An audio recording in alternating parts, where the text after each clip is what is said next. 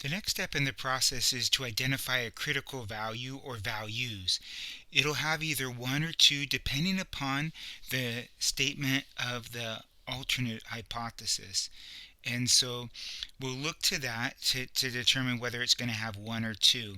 So let's take a look at how we get these critical values. I'm bringing up this problem again that we had in several of the videos before. And so if you remember, our claim was that p was greater than 0.65. Our null hypothesis is p is equal to 0.65, and our alternate is p is greater than 0.65. We would need you to identify all of those in every problem. They do a good job of putting them in the back of the book for every problem. And what's kind of nice about the full problems that are in 8.2 and 8.3 is all the individual pieces to make up these decisions are there, so we can know where we messed up. So in the last video, we showed you how to find the test statistic, which was formed off of the only test statistic that has percentages in it, which is what we're dealing with. And if you remember, we took 0.70 minus 0.65, we divided that by the square root of 0.65 times 0.35 and divided by 10, and we came out with 0.33. I'll run that number again just to make sure we've seen it, make sure I see it a second time.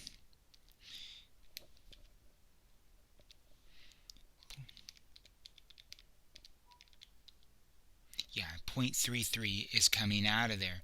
So I made a claim that in the last video that wasn't a very strong one. Well, how we know what the strength of it is based upon a critical value or values.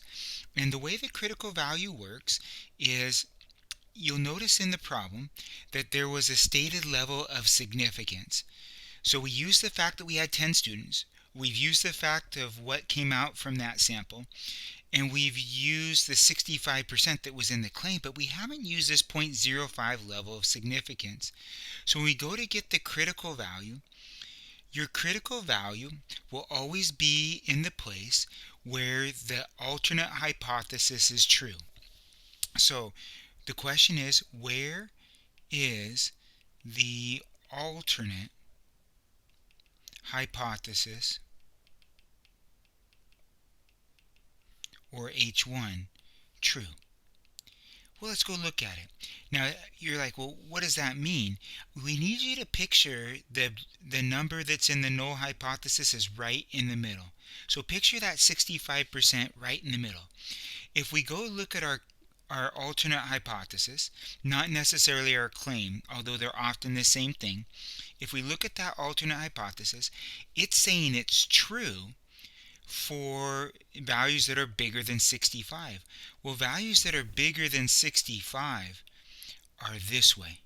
So it's to the right of 65. That is the only place where the alternate hypothesis is true.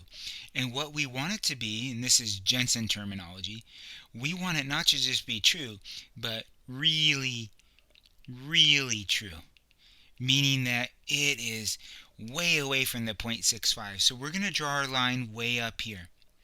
This is where the critical value is. Now this problem only has one because there's only one direction in which that critical value, in which the alternate hypothesis could be true.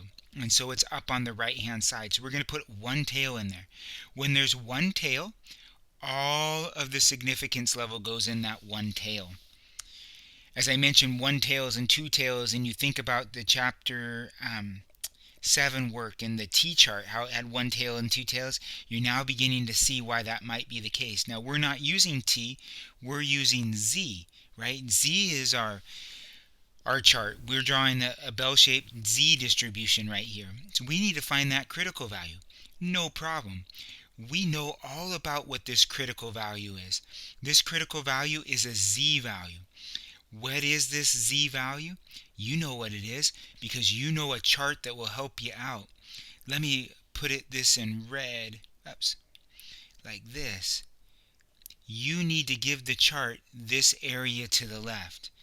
And if you gave the chart that area to the left, it will tell you what that z value is. Well, we know that area to the left. That area to the left is 0.95. How do I know that? Because 5% is to the right.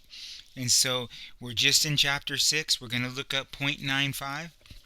I'm going to go to my positive z-score chart, and there's a star right at that 0.95. And if I travel down, I said a star, but probably better termed an asterisk. If I travel down, it's telling me to use the value 1.645. So 1.645 is the critical value. That's a value I'm going to be able to use in order to determine if I'm super far away. So, and I got to be careful by saying I'm. What we're trying to find out is if the data is strong enough. And what we're seeing is 70 is only 0.33, is only a z-score of 0.33 away. It needs to be more than 1.645. So the way we use these critical values, let me redraw what was here. We just found out that this critical value that was 0.05 to the right was 1.645. This is 1.645 is what we consider really far away. So that or more would be really far away and would cause us to reject the null hypothesis. If we're too close to the null hypothesis, then we won't reject it. So where is too close? This is all too close. Anything back in here, anything before 1.645 is too close. If we're too close, we really don't know what to do. We actually end up failing to reject the null hypothesis. And that's a very, very, very weak statement. If you fail to reject it, what you're essentially saying is, we don't know. We would love to know something, but unfortunately, if we look at our test statistic, it was 0.33. That's nowhere close to being 1.65 or more. This is what we really want, because then we can make a strong statement.